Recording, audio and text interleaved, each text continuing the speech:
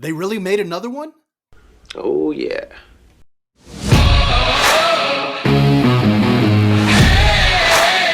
Hello, everyone. Welcome to Was It Good? My name is Bob, and tonight I got to check out the new installment of the Planet of the Apes franchise. This is the new movie, The Kingdom of the Planet of the Apes. That's set in the same continuity as the last trilogy of films. Now, this is a franchise that I fell in love with when I first saw the original film as a teenager, and it got to that big reveal at the ending that just blew me away. And although there were several bad sequels and a terrible reboot, the last trilogy of films I thought were extremely good. In fact, I did a rewatch of those to get myself ready for this film. And the question is, can the new one match up to the last set of films? Now, this review is going to be spoiler free. So if you haven't seen the movie, you don't need to worry about any spoilers. But if you have seen the movie, I'd like to know what you thought about it. Why don't you go ahead and leave your comments in the comments section below? Now, remember, these are just my thoughts on the film. So if you disagree with me, that's fine. All I ask is that when you leave a comment, let's not be disagreeable. Don't forget to hit that like button, share the video, subscribe to the channel, and let's get to the review. The plot of this film picks up several centuries after the events of the last trilogy of films. Approximately 300 years after the reign of Caesar, a young ape named Noah goes on a journey that will lead him to question everything he's been taught about the past and make choices that will define a future for apes and humans alike. There's actually several things to like about this film. First off, let me start by saying that the visual effects look absolutely amazing. This film was done on a budget of 160 to 165 million. Now that's actually a lot of money, but the fact that this looks better than films that are done with a budget of 250 to 300 million dollars really says a lot about how they used the money for this film.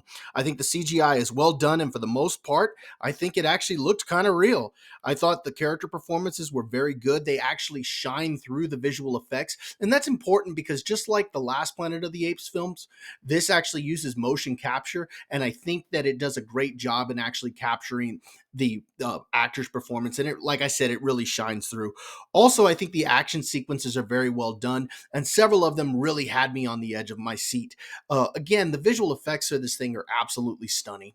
Also, I think the film has a very strong story. I like the fact that they actually set it centuries after the events of the last film. And I think that's important because by doing so, we don't get a rehash of the last set of films. We actually get something that's new. And it also, for the first time, actually feels like Planet of the Apes, as you actually see apes being the dominant species of the planet. And so I really enjoyed that because it felt closer to what the actual first film back in 1968, or what the concept of that was, with apes being the dominant species. And also, I like the fact that because the way they did the story, there's actually a natural, it feels like a natural progression of the events of the previous trilogy, as well as that it's a place where they can launch new stories from. So overall, I think that the story is very strong and I enjoyed what they did with it. As far as the characters go, I was actually kind of worried because Caesar was such a strong character, and the fact that he's not in this, I thought could have hurt the film. But I'm happy to say that the new characters were a lot of fun. Owen Teague steps into the role as Noah. He's the new lead of this movie, and I think he's a great new lead for the franchise. He's a likable character who I found very relatable because he wants to please his family and he has a sense of duty to both his family and his friends. It was also fun to see his journey of discovery because he finds out that the world he grew up in is not exactly what it seemed. Freya Allen, she plays May. This is the human lead. Now, this was a character that I wasn't sure I was going to like, but I actually enjoyed her as the film went on. Through her, we get to experience the human point of view of the world around, and they get to see that, and through her we get to see that humanity might not actually be done, and through her we also can ask that question, can humans and apes actually coexist? Kevin Durant, he plays Proximus. Now this was I found him to be a very interesting character because he's an ape who's a villain, kind of like Koba was in the last trilogy, but he's very different from Koba because his motivations are very different. Koba was a character who was motivated very much by revenge, well, this is a character who's motivated very much by power. I enjoyed seeing him on the screen, and I thought the actor did a pretty good job. Also, when it finally comes down to this, I thought this was a very entertaining movie. I was very glued to it from start to finish. I thought it grabbed me right away. And there were several times I actually looked over at my kids and I could see that their eyes were actually glued to the screen. So this was a very entertaining movie. And like I said, there's absolutely a lot to like about it.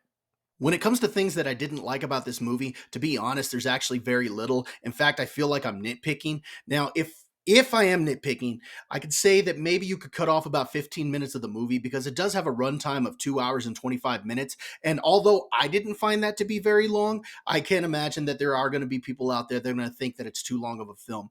And really, the biggest complaint that I did have about it is that there are some things with the human lead I don't think that were made very clear, specifically about where she came from. I didn't quite understand that. And the implications of the events that surround her and how those play out, I think it was important to kind of know where she came from.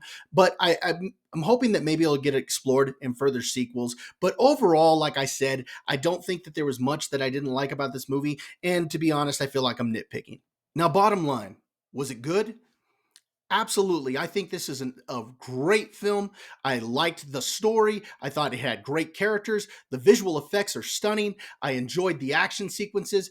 I got to be honest, this was probably my favorite movie that I've seen this summer. I think it establishes a strong foundation for the franchise moving forward, and I want to spend some more time in this world. So if you liked the last set of films, I recommend you probably go check this one out.